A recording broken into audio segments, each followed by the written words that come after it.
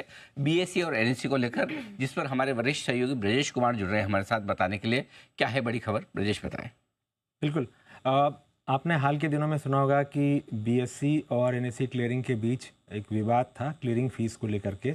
वो विवाद अब सुलझ गया है। अरे वाह, बहुत बढ़िया। देखो, झगड़ा किसी का भी सुलझ जाए तो बढ़िया है, लेकिन ऐसे नहीं सुलझा है। तो बीएसई ने करीब 310 करोड़ के आसपास का जो टोटल अमाउंट था, 312 करोड़ 37 लाख ये बन रहा था जो क्लेम था एनएसई क्लियरिंग का, उसमें से करीब 310 करोड़ के आसपास दे दिए हैं बुधवार की शाम को। ओके। और बाकी जो करीब 2 करोड़ के आसपास की रकम बचती है, तो उसका रिकॉन्सिलेशन चल रहा है, दोनों तरफ से मिलान चल रहा है कि कितना क्या बनता है क्लियरिंग फीस। तो वो भी होने के बाद ये चैप्टर क्लोज हो जाएगा। लेकिन ये इसके लिए रेगुलेटर को दखल देना पड़ा। अच्छा, तो मतलब हाँ, रेगुलेटर ने दोनों पार्टी को बुलाया और कहा कि आप लोग अगर लड़ोगे इस तरह से तो सिस्टम में डिसिप्लिन कहाँ रहेगा। अच्छा, एक एक्सचेंज है। हाँ। एक कह रहे आप कुछ भी कहें, डिफरेंस ऑफ ओपिनियन कहें या जो भी कहें कि हमारे हिसाब से इतना बनता है, आपके हिसाब से इतना बनता है, लेकिन अगर ऑनर नहीं करेंगे तो फिर सिस्टम के लिए खतरा है। बराबर, ये बात तो सही है। तो फिर रेगुलेटर ने बुलाया और उसके बाद मामले का फाइनली निपटारा हुआ। अब ये समझेंगे लोग कि अरे बीएसई के ऊपर अचानक से इतना बड़ा बर्डन आएगा, तो ऐसा भी नहीं है। बीएसई ने इससे जुड़ा जो प्रावधान था वो कर रखा था अपनी बुक्स में। अच्छा, ऑलरेडी लाइबिलिटी आएगी, मतलब आनी है, तो वो सारा प्रावधान जो है बीएसई ने करके रखा हुआ था। और ये जो पूरा जो ड्यू था ये पिछले साल अप्रैल से लेकर के इस साल दिसंबर तक का 9 महीने का था। तो ये ड्यू जो है वो क्लियर हुआ है। बाकी का जो इस क्वार्टर का है वो अब रूटीन वे में चलता रहेगा। अब वो उसकी दिक्कत नहीं होनी चाहिए। थोड़े से ब्याज मिलना चाहिए, इस अमाउंट पर नहीं मिलना चाहिए, इसको लेकर थोड़ी बहुत अभी हो रही है, बट ब्रॉडली मामला सेटल हुआ है। चलो बढ़िया, मतलब बीएसई ने पैसा दे दिया, अब सेटल हो गया, मैटर ओवर। हाँ, मैटर फिलहाल तो ओवर लग रहा है। तो मतलब फिर अब ये आगे भी देना पड़ता रहेगा? फिर नहीं, देना ही पड़ेगा। अगर एक दूसरे के क्लियरिंग में क्लियरिंग्स के बीच में इंटर ऑपरेबिलिटी है, यानी यहाँ के सौदे दूसरा क्लियरिंग क्लियर कर रहा है, वहाँ के सौदे दूसरा क्लियरिंग क्लियर कर रहा है, तो वो तो देना ही पड़ेगा। वो फीस जो भी उस वक्त का आपस में क्लियरिंग का एग्रीमेंट था उसके हिसाब से देना पड़ेगा। दरअसल इसमें एक इंटरेस्टिंग बात यह है कि जो झगड़ा शुरू हुआ था, जैसा हमें पता चला, वो ये था एनएसई और बीएसई का जो क्लियरिंग है आईसीसीएल, उनके बीच में डिस्प्यूट था किसी चीज़ को लेकर के कि ये चार्जेस कम हैं, ज़्यादा हैं, जो भी ट्रांजैक्शन है उसको डिस्प्यूट वहाँ से शुरू हुआ था।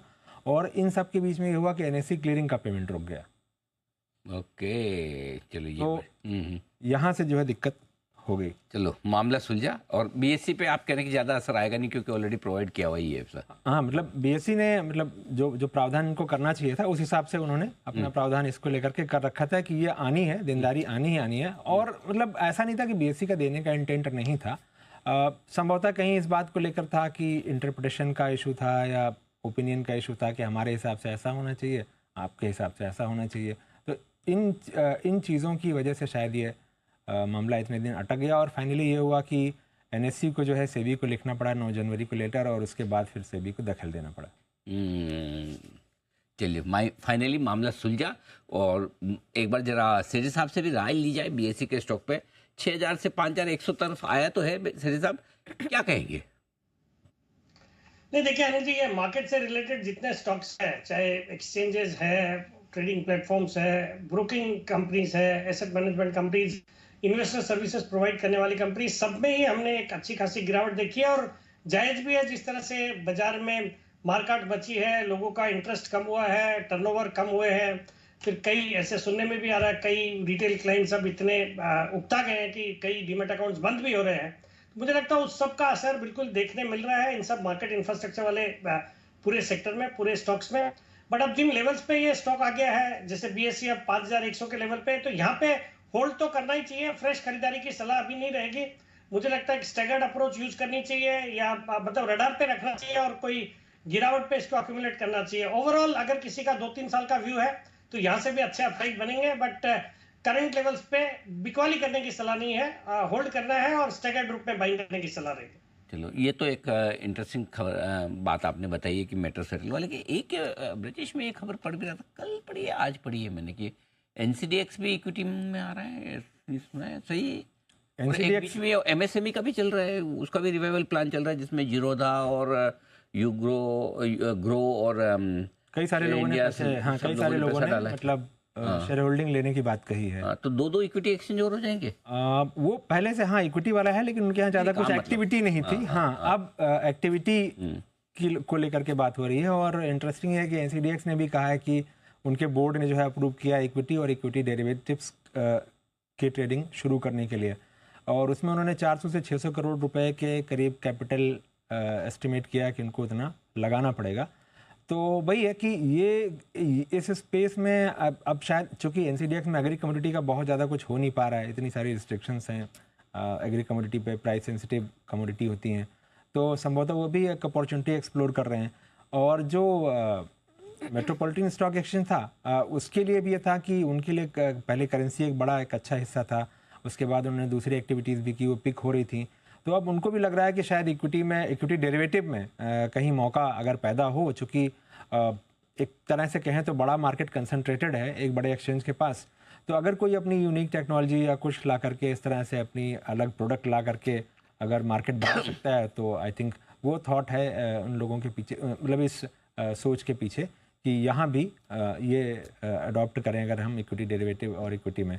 लेकिन वही बात है कि पैसे कहाँ से आएंगे और कौन देगा, और इतना अगर एक्सचेंज है भी तो ये इस सेगमेंट का अप्रूवल देने के लिए भी सेबी के बहुत सारे चेक्स बैलेंसेस होते हैं, प्रॉपर इंस्पेक्शन होता है, देखा जाता है आपके पास ह्यूमन रिसोर्स है क्या इस सिचुएशन को हैंडल करने के लिए, सर्विलेंस के मेजर्स हैं आपके पास, उतने टूल्स हैं, डिवाइसेस हैं जिनसे आप मॉनिटर कर पाएंगे चीज़ों को। और साथ ही एक्सचेंज का जो नॉर्मल मतलब ऑर्डर मैचिंग फंक्शन है और बाकी रिस्क मैनेजमेंट का फंक्शन है क्लियरिंग में, वो कैसे सब मैनेज होगा।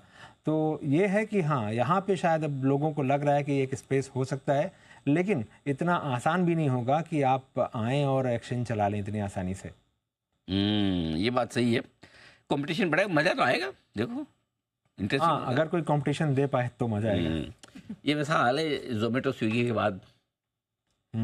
बाकियों को भी लग रहा है मौका है। जेप्टो कोशिश कर रहा है, बाकी का देखो क्या होता है। तो वैसा ही है, देखते हैं और कितने एक्सचेंज सक्सेसफुल हो पाते हैं, मज़ा आएगा देखेंगे।